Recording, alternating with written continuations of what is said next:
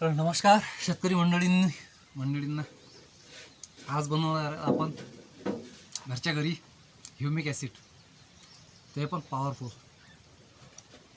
त्याला लागणारं साहित्य एक असा पिंप असलाच चालते किंवा बादली असलीच चालते. त्याला आपल्याला कमीत कमी 7 ते 10 दिवस ठेवावं लागेल.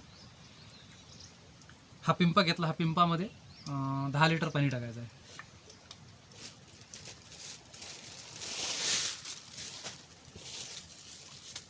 आणि त्यानंतर आपल्याला लागणार आहे 1 वर्ष झालेले शेणाच्या गवऱ्या. 1 वर्ष झालेले, ताजं शेण नाही आणायचं. 1 वर्ष झालेले. तर आता काय करायचं,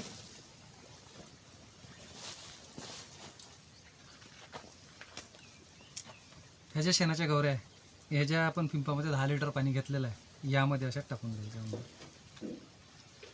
असं हे बघू शकता आपण, अशा टाकायच्या.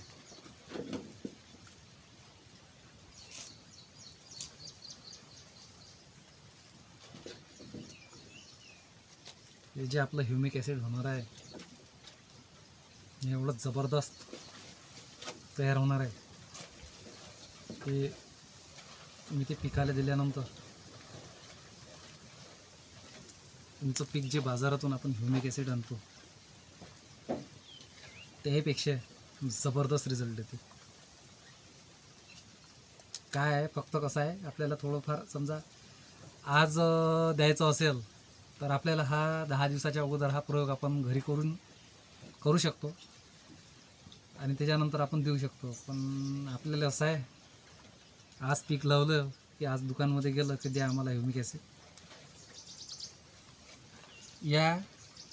हा जो आपण प्रयोग करून आला, ह्या प्रयोगामध्ये ह्या जे 1 वर्षाच्या अगोदरच्या गवऱ्या आहे शेणाचे, यामध्ये एवढं काही पोषण तत्व आहे आणि सोबत बनणारं जे ह्युमिक ॲसिड आहे हे एक वेगळंच तयार होते. कारण यामध्ये 10 दिवस ह्या गवऱ्या मुरल्यानंतर ह्या पूर्ण गवऱ्या अशाच्या अशाच अलग काढून टाकायच्या आणि जे झालेलं पाणी राहते, समजा लालसर पाणी येते, ते लालसर पाणी असं घेऊन समजा त्याचं पूर्ण 10 लिटर करायचं आणि हे 10 लिटर तुम्ही पाणी 1 एकराले सोडू शकता आणि येणारे जे रिझल्ट आहे तुम्ही पाहून ते थक्क व्हाल. आणि त्यामध्ये अजून एक गोष्ट आहे, साधारणतः 200 ग्राम गूळ. हा गूळ समजा जो त्यामध्ये जे बॅक्टेरिया तयार होतील, साधारणतः गूळ घ्यायचा असेल तर आपल्याला लालवाला घ्यायचा, जो दुकानामध्ये भेटतो तो नाही घ्यायचा, तो केमिकलवाला काही कामाचा नाही. तो असा पूर्ण बारीक करून असा या पिंप्यामध्ये टाकून द्यायचा.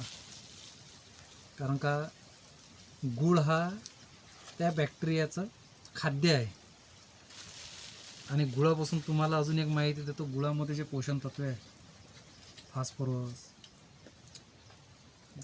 त्यानंतर जे मायक्रोन्यूट्रनमध्ये आपण जे काही चिलेटेड मायक्रोन्यूट्रनमधून जे आपण पिकांना फवारणीद्वारे देतो, त्यामध्ये जे मिळणार आहे याच्यामध्ये कॅल्शियम, मॅग्नेशियम, मॉलिब्डेनम सर्वच आहे.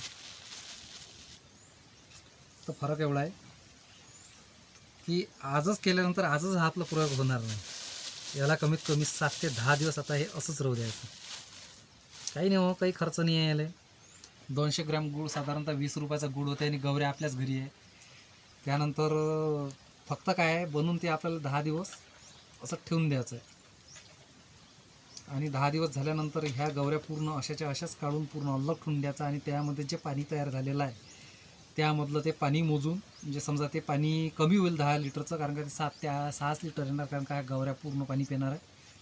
आणि ह्या गवऱ्या अजून पूर्ण सोकट ठेवून द्यायच्या, अजून रिसेबल अजून डबल त्या पुन्हा चालू ठेवायच्या.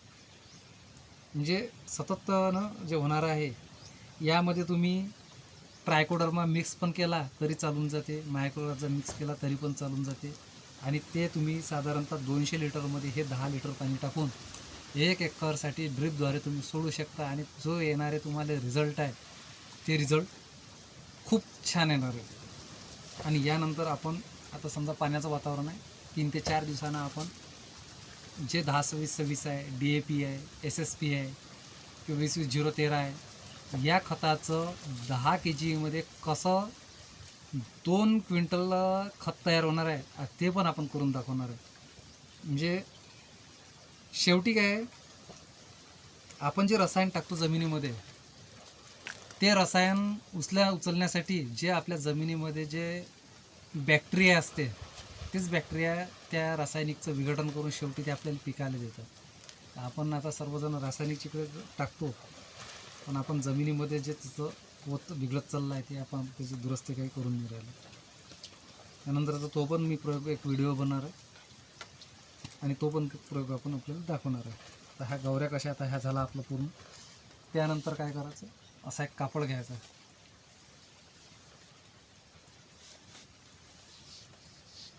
हा कापड असा पिंपळामध्ये ठेवून द्यायचा. फक्त जेणेकरून एक काम करायचं की याला सावलीमध्ये ठेवायचं. म्हणजे काय होईल, उन्हामध्ये ठेवायचं नाही. असे भरपूर प्रयोग आहे की जे आपल्याला निसर्गानं दिलेले आहे, पण ते आपण करत नाही. त्यानंतर बुरशीनाशक तयार कसे करणे, सर्व हे आपण आता. चला आता आपलं आता हे द्रावण झालेलं आहे. हे आता आपण इथं सावली आहेच आपली, इथे इथे द्यायचं.